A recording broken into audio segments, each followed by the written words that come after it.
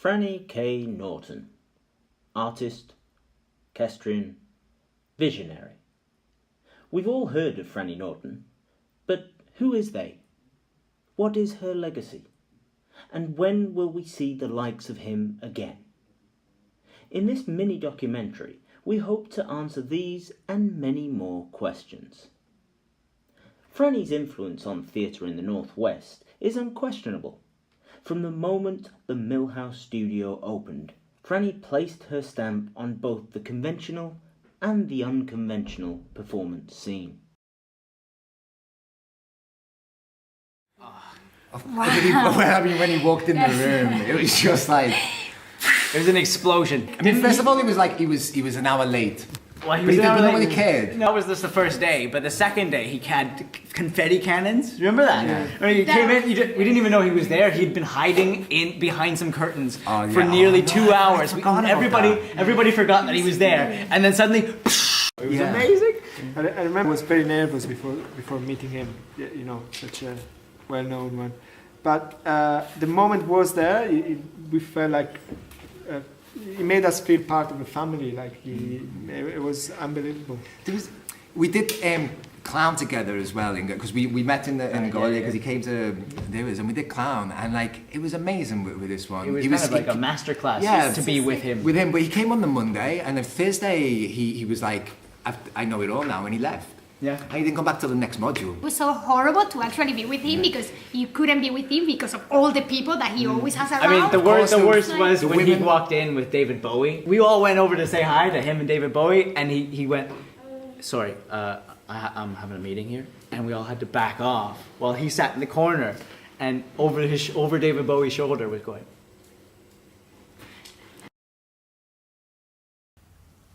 I can't think of a single influence. It was a few weeks ago. I sent him a video of us, and I'd not spoken to him at all before. I sent him a video. I said, "Hey, I love your work. Can you sort of give us something? Just give us something to go with on this." And he called me up. I don't know how he got my number, but he did. He called me and he said, "I love what you're doing," and he just gave me. He just made it as well. He said, "You see this bit in the middle? Just wait 2 seconds longer." We actually got nominated for an award based on that small change took us from nothing. I mean, yeah. Once he said that, we understood the rest of the script. I don't think Chester knows how big it is. It wouldn't be on the map without him. I can't wait to see him. Ever the rebel, and having conquered the theatre scene, Franny set his sights on rocking the very foundations of the performance art scene of the early 80s. Her groundbreaking installation, Pain Is In Me, Spinal, Ization, shook the live art world to its core.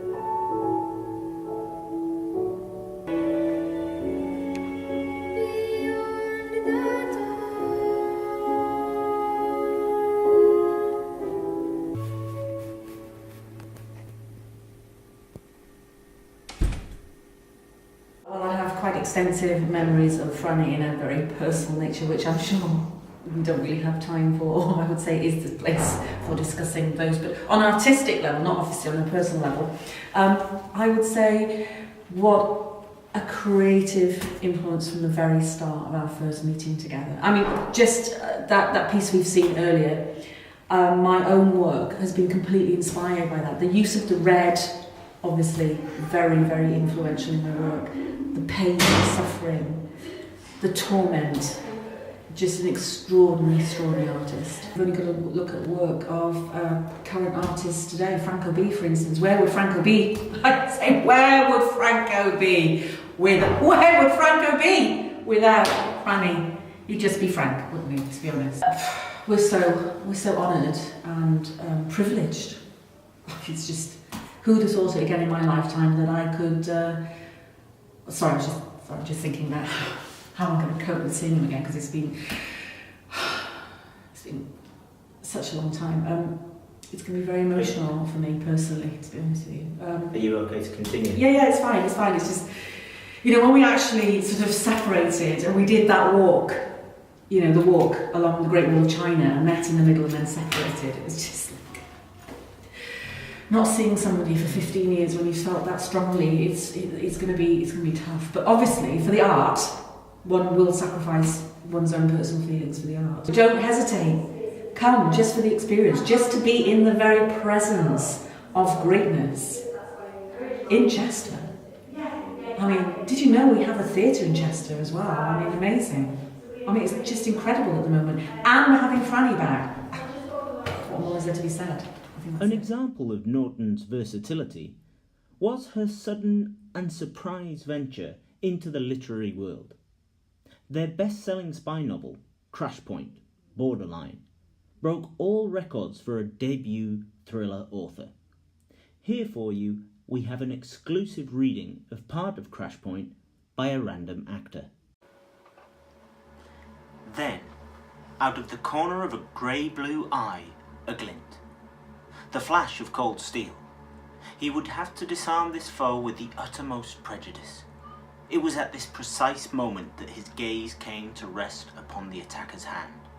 A crimson, latex glove. Sleek, yet alluring, Crash's mind seemed to say. He felt a shiver of anticipation. Raising his field of view, his eyes fell upon the matching catsuit. Cute kitty. Deadly, I'm sure. That is enough of your games, Mr. Crash Boycott, secret agent. Prepare to, how you say, die. Whoosh, crack. She leapt into the air, pulling out a bullwhip that had been secreted about her sensual form. Pain lashed as Crash's left move. Oh, I bet you whip all the guys up into a frenzy. When she landed from her acrobatic big jump, he was for the first time face to face with the enemy. A tall, feline figure of a woman. Her body was a scoop or two of pure heaven. A devilish delight of a sparring partner in shining vinyl splendor. I was sent to make you pay, Mr. Boycott. My employer, the fiendish Madame Poulet. She will be satisfied. Madame Poulet? Always a feisty chick. Silence, Monsieur Crash. I have had enough of your jokes. Hiya! The busty assassin launched the knife from her hand. The other hand. The one without the whip in it. It hit Crash square in the left flank. Damn, he thought. And this suit had just been dry cleaned. Pushing the pain aside as only a trained ex-MI5 Vietnam vet surf champion fire breather could, he made his advance on the attacker. It was at this time that he let his fists do the talking. But not after his mouth had done one little bit more. And what, pray tell, is your name? I never punch before being introduced. It is Jaja de Quiff. How do you do, you weak English man? I'm fine, m'lady, he said, tipping his fedora. Now, let us dance the dance of fists.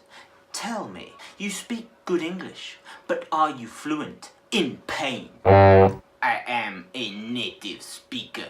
Thriker! He struck the voluptuous French woman with the grace of a man of much less bulk. She span back into a cat-like position, looking really sexy as she did. Crash thought, if she wasn't out to get me, I'd want to get with her. Whoa. With another really big but still dead jumpy flirt, her thighs were clamped around her neck. It was like a beautiful squirrel trying to crack Crash's heads like a large manly nut. He started to feel a bit faint, if not a little impressed. Clever girl. He slumped to the floor. This cat had got the cream tonight. In the late 90s, Franny Norton yet again shocked the world and opened the world's eyes to a whole new genre. Urban performance art. Well, I actually met Franny back in 2006, I want to say, when he was just a seedling. A lot of the stuff I do is kind of informed by Franny and his work. I don't know if I would say he was a father figure to me, but in this instance, I think I might say that is in terms of art and in terms of pleasure. I would say, yeah, Franny was definitely a father figure to me. Where doesn't he stand? I remember some nights with him, we would go and just make art, as he would say, on the world. Even if it was the simplest thing, he would just create whatever space he was in. I mean, sometimes on buildings, even in cars. Sometimes, just in his own lunch, even he would create. Still is that bitch. Franny K. Norton. Artist, Kestrian, visionary. You've seen his past, you've witnessed her present. Now is the time for the future.